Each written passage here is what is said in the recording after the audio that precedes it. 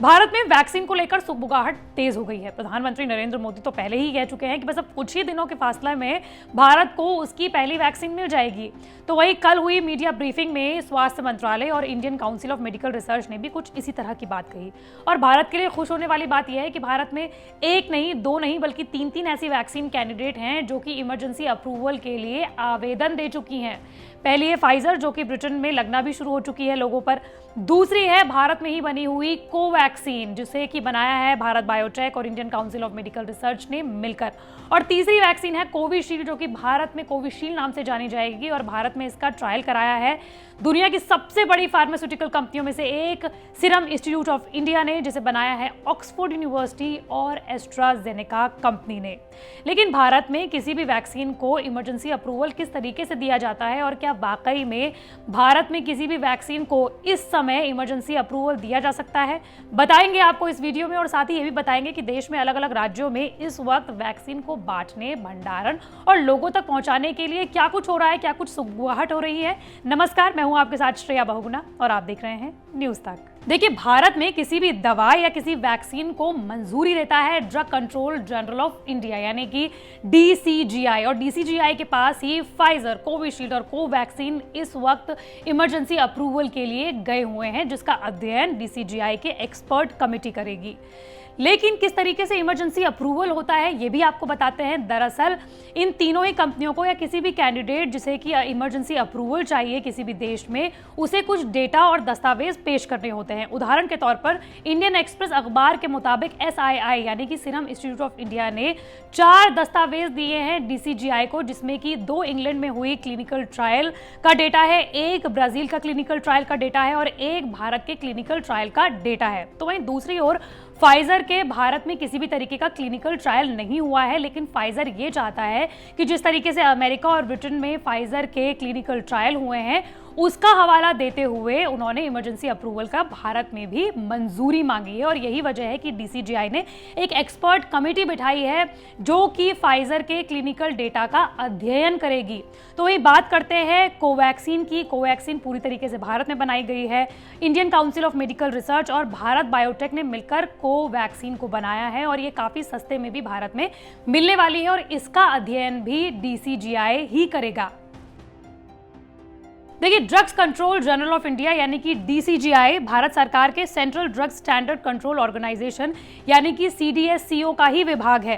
जैसे अमेरिका में food and drugs administration यानी कि US FDA के बारे में आपने जरूर सुना होगा, वही अमेरिका में दवा और वैक्सीन को अप्रूव करता है। ठीक उसी तरीके से भारत में DCGI ही तमाम दवाओं और वैक्सीन को अप्रूव करता है। ये तो हम आपको कई बार बता चुके हैं कि किसी भी वैक्सीन के 3 ह्यूमन ट्रायल होते हैं। पहले फेज में 100 से कम, दूसरे फेज में 1000 से कम और तीसरे फेज में 1000 से ज्यादा लोगों पर किसी भी वैक्सीन का ट्रायल किया जाता है। और जो तीसरा ट्रायल होता है वो बेहद महत्वपूर्ण होता है। लेकिन जो इमरजेंसी अप्रूवल होता है उसमें पहले और दूसरे में कोई भी वैक्सीन सक्सेसफुल रहनी चाहिए और तीसरे क्लिनिकल ट्रायल भी उस वैक्सीन का जरूर हुआ होना चाहिए।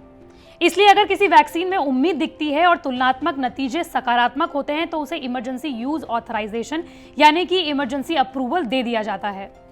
देखिए, अमेरिका का जो फूड एंड ड्रग्स एडमिनिस्ट्रेशन यानी कि FDA है, वो किसी भी वैक्सीन को तभी मंजूरी देता है जब वो 50% से ज़्यादा प्रभावशाली हो और दूसरा सबसे खास बात ये हो कि उसके फायदे और नुकसान दोनों देखे जा सकते हैं।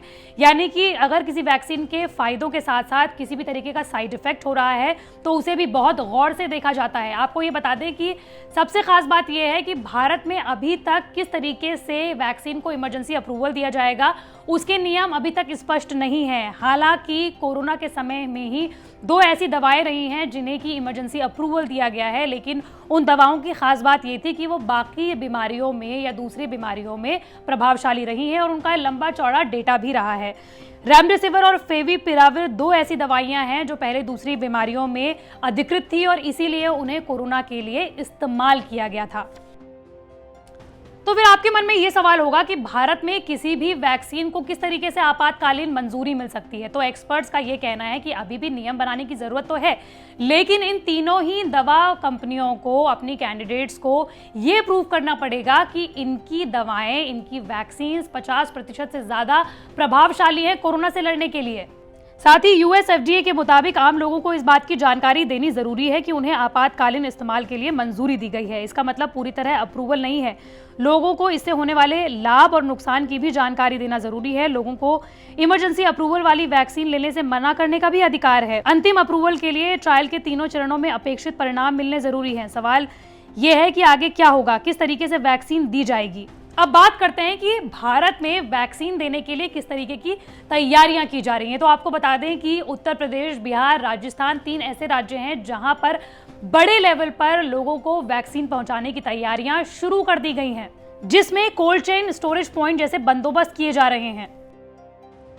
तो देखा आपने किस तरीके से पूरी दुनिया भर के साथ साथ भारत भी तमाम तैयारियां कर रहा है। कोल्ड स्टोरेज बनाए जा रहे हैं, अलग अलग विभागों के साथ तमाम विभाग मिलकर एक साथ तैयारियों में जुटे हुए हैं कि जिस तरीके से अगर वैक्सीन अप्रूव हो जाती है तो लोगों तक इसे किस तरीके से बांटना है। हालांकि हम आपको पहले ही बता चुके हैं कि इमरजेंसी अप्रूवल में सबसे पहले उन लोगों को वैक्सीन दी जाएगी जो कोरोना मरीजों के साथ हर दिन 2-4 होते हैं, यानी कि हेल्थ वर्कर्स को, यानी कि डॉक्टर्स हो या फिर नर्सेज हो, उन्हें सबसे पहले वैक्सीन दी जाएगी। उसके बाद एसेंशियल सुविधाओं को पहचाने वाले लोगों को वैक्सीन दी जाएगी और उसके बाद वो लोग आएंगे जो कि 50 साल से उम्र के ज्यादा हैं और वो लोग जो कि 2 बीमारियों से इस वक्त जूझ रहे हैं। जिस तरीके से हमने देखा कि ब्रिटेन में एक खूबसूरत तस्वीर सामने आई जहां 90 साल की महिला ने सबसे पहले वैक्सीन लगाई और उसी तरीके से भारत की भी तस्वीरें सामने आएंगी जब लोगों को वैक्सीन लगना शुरू हो जाएगा। हालांकि भारत सरकार ने साफ किया है कि पहले उन्हीं लोगों को वैक्सीन दी जाएगी जो इस वक्त कोरोना से सबसे ज्यादा जूझ रहे हैं।